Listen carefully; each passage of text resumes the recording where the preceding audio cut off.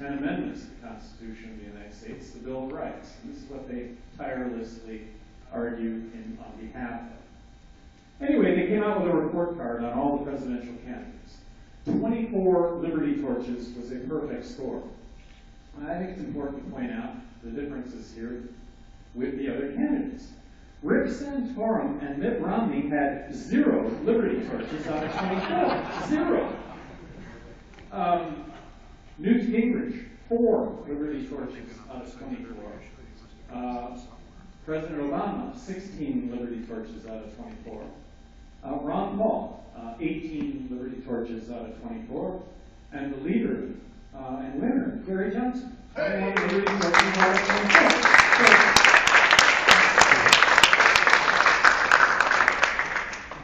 So I think that's half the equation.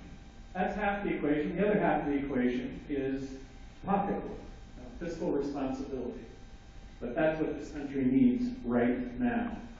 For me, I want you to know that this is a permanent change over to the Libertarian Party. A couple of months ago, I was at the Florida State Convention, Florida State Libertarian Convention, and I manned the booth at the state fair. And I bought myself a Libertarian t-shirt to wear behind that booth. I want you to know, I have never worn a Republican t-shirt in my life. And it's because I don't want to have to defend a certain Republican dogma that I have never defended. There is nothing about being a libertarian that I can't defend and wouldn't defend.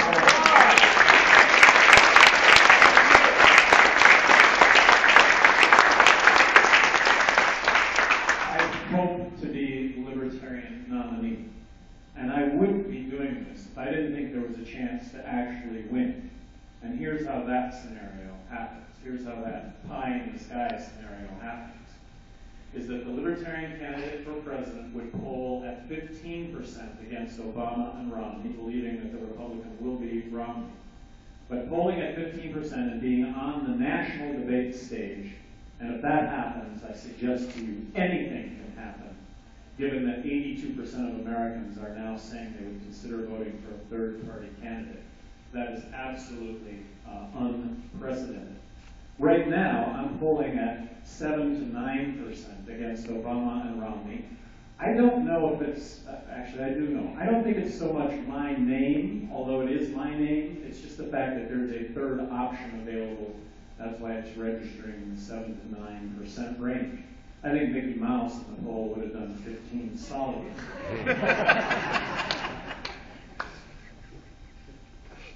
There's another thing that's going to happen too. As much as I support Ron Paul, in 2008 he asked for my endorsement. I readily gave that endorsement.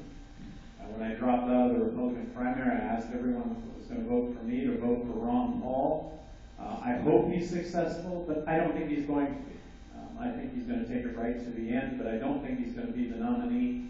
And so what happens to this message?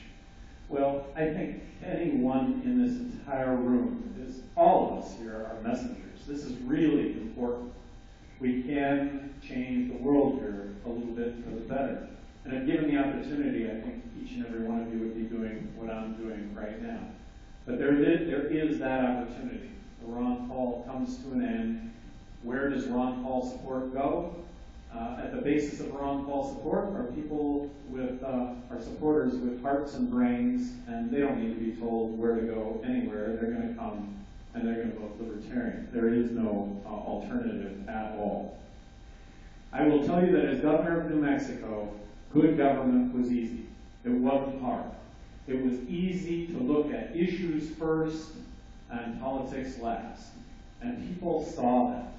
People saw it, they noticed it, they liked it. In a state that was 2-to-1 Democrat, I make a name for myself being a penny pincher. I get reelected by a bigger margin the second time than the first time. And it wasn't just being a penny pincher. I was a penny pincher. But I relished the job from the standpoint of talking about issues. That's why I enjoyed the job, understanding the issues, as well as I could possibly understand them and making decisions on behalf of New Mexicans. I've been elected to do that, that we're going to really take them and them into account first, middle, last, not politics. So I just want to applaud all of you for the activism that you've shown over the years. Gallup poll 4 months ago now, 50% of Americans support legalizing marijuana. Who's more responsible for that than any other single group? It's the Libertarian.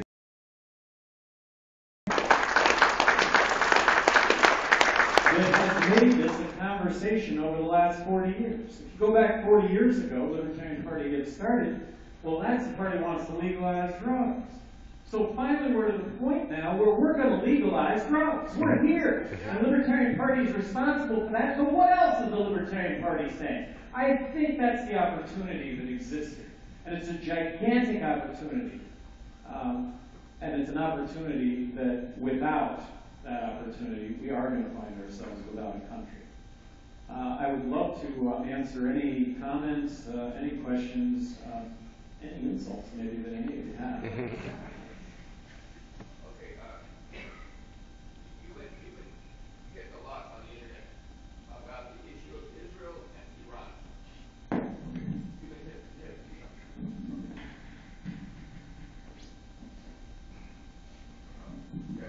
okay. You've been hit a lot on the internet about the issue of Israel and Iran. You've been attacked quite a bit on this particular issue. You made some sort of vague statements about whether we should let Netanyahu bomb Iran rather than have us bomb Iran ourselves. And you seem to be a little bit vague on that issue. So could you tell us? I don't want to compromise your candidacy. I know you have to have. You can't come out all against Israel and be elected. So let's be frank about it. But nevertheless, I'd like to hear what you have to say about this whole subject about whether Iran should be bombed or what, or sanctions or whatever it is you feel that you said. Well, what is Iran but an unintended consequence of us taking out Iraq? I mean, Iran's only concern was what Saddam Hussein in Iraq was going to do to us tomorrow, and that's what they woke up to every single day. So we take out Iraq and Saddam Hussein, and now we have to deal with Iran. Is Iran a military threat? I do not believe they're a military threat at all. They're not a military threat. Might they be a military threat? And by the way, going back to 2003, I'm asked about Iraq. My comment on Iraq was, I don't think there's a military threat from Iraq. I know there's talk of weapons of mass destruction, but this is 2003 and I'm talking. Don't we have the military surveillance capability to see Iraq roll out any weapons of mass destruction? And if they do that, we can go in and deal with it. But if we go into Iraq, we're going to find ourselves in a civil war to which there would be no end. Afghanistan, I thought initially was warranted. Not Afghanistan, but Al-Qaeda. We were attacked, we attacked back. We're in Afghanistan for 6 months. We wipe out Al-Qaeda. We should have gotten out of Afghanistan 11 years ago. That was 11 years ago. So, Iran. Does Iran pose a military threat to the United States? No. And if I were president of the United States, what I would urge Israel not to do is to not go and bomb Iran. And if we bomb Iran today, and the whole race for president seems to be who's going to have the itchiest trigger. But if we bomb Iran today, that's going to be a 2-year maintenance bombing program because they're just going to do it deeper. And by the way, they're just going to do it. The whole notion that they're developing nuclear weapons is in contrast to what the Ayatollah is saying, that they're not going to do that. So this may be a fabrication really from the start. My point is that no, we should not have another conflict when it comes to Iran, but we should be vigilant. We should be vigilant to what may be military threat. I haven't seen it my whole lifetime, there being a military threat against the United States. But let's not be naive, and let's not be resolved to what in fact may be a military threat. I haven't seen it. How about China being our base? That's a military threat. Well, there's a lot of talk right now about China being some sort of military threat in the context of the worldwide dollar spent on defense right now, defense, offense, on the military spending. Dollar worldwide spent on military, 50 cents of that dollar is spent by the United States, where 5% of the world population. In contrast, China is spending about 9 cents out of that dollar. Are they a threat? And are they loaning us money so that we can bomb them? I don't think so. And isn't trade better? Isn't trade better than bombs? Our beef is with the leadership of Iran. Back to Iran, it's not with the citizens of Iran. And if we bomb Iran, are we ultimately not going to make another 100 million enemies to the United States that didn't exist prior to our new bombing program? Yeah, what about North Korea and the missile threat? What do you think about that? Well, missile threats. Those countries that own nuclear weapons. Launching a nuclear strike against any country in the world is what's that notion? Assured mutual destruction.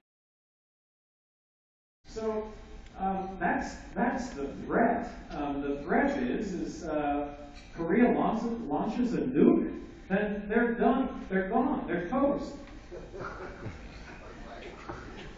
I don't see the military threat from North Korea. And I know I'm not going to get this right, but South Korea, 10 times the economy, 10 times the economy, 5 times the population. I shouldn't ever say things secondhand. Gary, a question about our defense system. What would you do about funding potentially a missile defense system here in the United States? Do you think that that's technology that's best spent by our federal government? Well, I want to sit in that office of President of the United States just like I did as governor of New Mexico. Missile defense system. What's going to cost and what's the benefit going to be of the cost? So, okay, so it's going to cost X amount. What costs are we going to be able to reduce? How safe does this really make us? I don't have the answers to those questions, but those are the questions that I would be asked. You mentioned that you wanted to dismantle the Department of Education. What plans do you have, and what would you replace it with? Well, what I think most of us don't understand as American citizens is that the federal Department of Education gives each state about 11 cents out of every dollar that every state spends. But it comes with 16 cents worth of strings attached.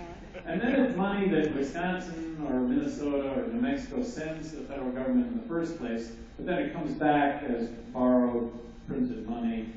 So it's really, anyway, it costs money to take federal money. So how about abolishing the Federal Department of Education, which was established in 1979 under Jimmy Carter? Wow, this is such a, this has been with us our entire, it hasn't been, it's a new phenomenon. But give education back to the states. 50 laboratories of innovation and best practice, and that's exactly what you would see as innovation and best practice that would get emulated by other states. The successes, failures, there'd be failures, but they would get avoided. But 50 different laboratories working on better education will produce an absolute better educational system. As governor of New Mexico, I was more outspoken than any governor in the country regarding school choice. I believe that the only way to reform education was to bring competition to public education. For 6 straight years in New Mexico, I proposed a full-blown voucher system in New Mexico that would have brought about that competition. Didn't pass, but I took on the debate and the discussion everywhere.